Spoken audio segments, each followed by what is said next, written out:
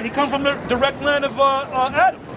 That's that one line. That's right. Those are, When the flood came, then we had Pangean time, right? well, right, before the flood, it was called a Pangea. After the flood, that's when the whole earth was broken up. That's right. And the continents, exactly. Yep. That's right. That's right. Go ahead, Art. Genesis 3:17. And unto Adam he said, because thou hast hearkened unto the voice of thy wife, and hast eaten of the tree of which I commanded thee, saying... And it's not a real tree. They always show you that Adam and Eve was eating the apple. They wouldn't eat no damn apple. Noah showed that a little bit too. Yeah, but that was And the with the movie berries. was a heart. Right. Come They on, showed man. the giant Transformers building the ark. Listen to that movie, man. Go ahead. Thou You shalt- watch it for entertainment, man. To us, that was a comedy. It was a comedy to us, man. Hollywood bullshit. Go ahead, Art. Thou shalt not eat of it. Cursed is the ground for thy sake. In sorrow shalt thou eat of it all the days of thy life. In other words, you got to work for your food, man. Go ahead. Thorns also and thistles shall it bring forth to thee, and thou shalt eat the herb of the field. In the sweat of What's the herb of the field? Medicine, man. Go ahead. in the sweat of thy face. That means you're going to have to put some hours in, man. We still putting hours in. You get caught out there, the system catch you, right? It ain't a serious crime, but they say, well, you got 7 days, what do you call that, community service, man. You ever see them jakes out there in the park picking up papers and shit? Highways. Right, on the highways and stuff. They doing some paying some petty little crime that they goddamn committed, man. Because they try to do that shit to us, man. Yeah. They went from, I said, no, I ain't taking those 7 days. It went down to 3 days, I ain't taking it. Went down to 2 days, and went down to 1. I said, I ain't taking 1 day. Kiss my ass, man. Because I ain't going to slavery like that. Put on them bright yellow jackets like I you said, would man, from the hell with transit. you. And then basically what happened, they threw the shit out, man. Go ahead, Art. In the sweat of thy face shalt thou eat bread, till thou return unto the ground. For out of it was thou taken, for dust thou art, and unto dust shalt thou return. I got another one here. This is Romans 5:12. Wherefore, as by one man sin entered into the world, and death by sin, and so death passed upon all men, for that all have sinned. For that all have sinned. All right? I got the one. Now there's a scripture, I believe it's in Ezekiel, where it said their bows were not like his bows. 31.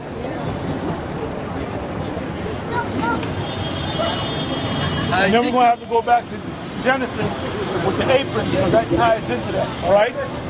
Go ahead. Ezekiel 31, and she said that? Yeah. I started at 5. Therefore his height was exalted above all the trees of the field. Listen now, listen. Read again. Therefore his height was exalted above all the trees of the field. Who's it talking about? It's talking about Adam. But it's referring to him as a tree. It's saying that he was the tallest tree among all the trees. The other trees that were shorter than him were the other nations. Hey, you know what? How many Pakistanis you know playing for the NBA? Huh? How many gooks?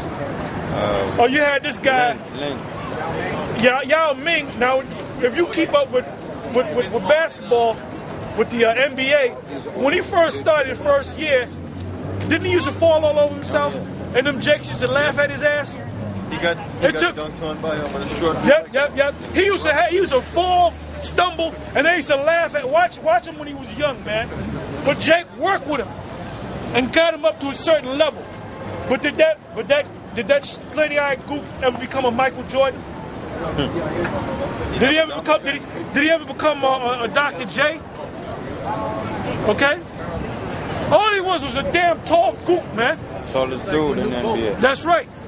But Newt Bolt, he was just a big, tall Hamite, man. That's all he was. And he was a descendant, of the original Egyptians, man. That's right. He would most likely be a Philistine. Like going back to these black unconscious guys, they're trying to say that Israel never exists, Well, wait a minute. Israel had war among the Philistines. Who in the hell were the Philistines fighting against? And there's records on that, man. Go ahead, Ak. It says, therefore his height was exalted above all the trees of the field, and his bows were multiplied. Do you know us or do we know you? Have you ever seen us on YouTube? Do you read the Bible? Okay, good. You're just an innocent bystander. All right, go ahead.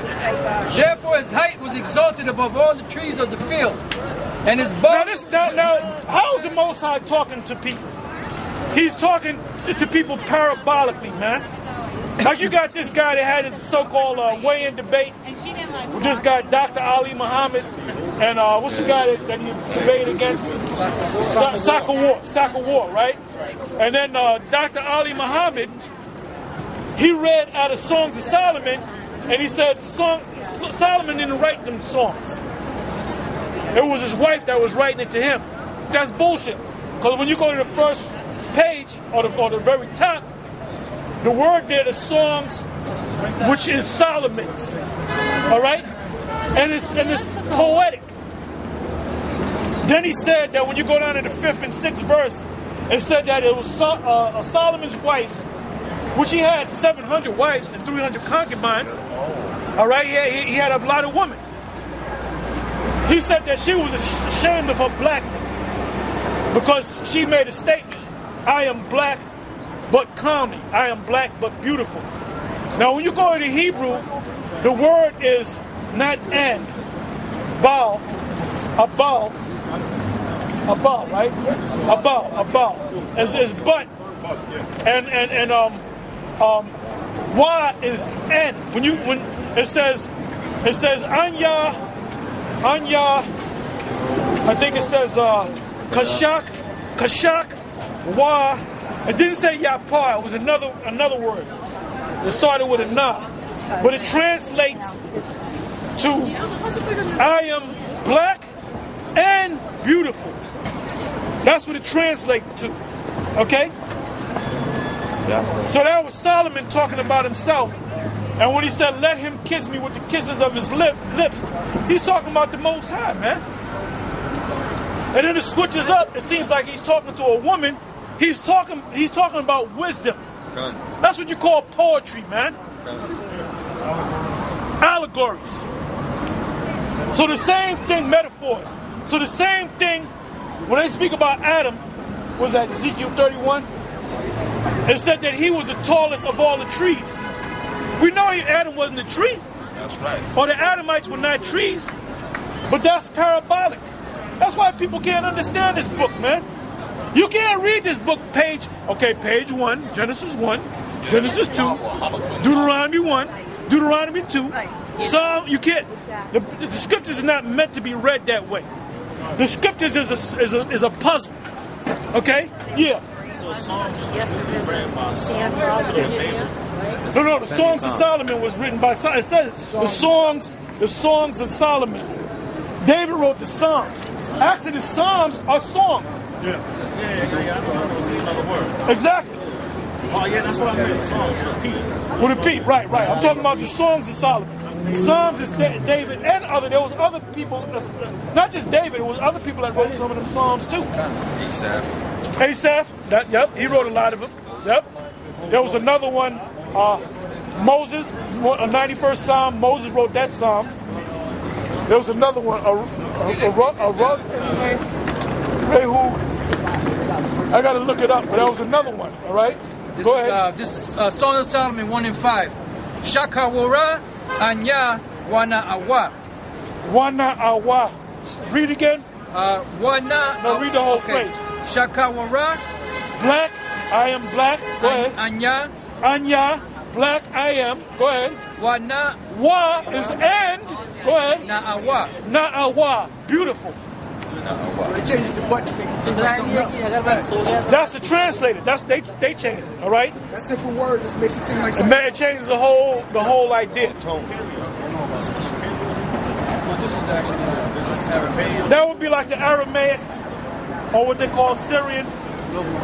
But it goes back to this ancient Hebrew. It goes back to the Lashon Tahar. All right. See, now people gonna be talking shit. But what the pure language in the Hebrew is Lashon Tahar, right? See, Tahar saying that he wrote. That's proof right there why you're supposed to study the Hebrew. It's one word. That's how you get. That's how you get the full understanding of the scriptures, man. You gotta labor, and then the Spirit has to be working with you, man. Okay, well you gotta talk to this brother because him and certain other brothers they make Hebrew videos, man.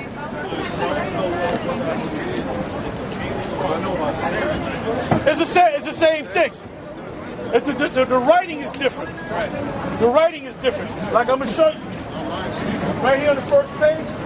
That would be the Aramaic. Some call it the Syrian. I don't even know if you got that page left. I got it. Okay, see that right there? That would be like the Aramaic, and then the ancient, the Paleo Hebrew is different. Okay, which the scholars, right? Which the scholars call it they call it the Phoenician tongue. When you look up the word Phoenicia, right? Phonics. Right, but Phoenicia goes back to the Canaanites. If you go to Google and you put in Canaanites and you hit image, it'll show you the alphabet, and it's the ancient Hebrew alphabet, man. Or they'll call it the Punic languages. The Punic, I like to use that term.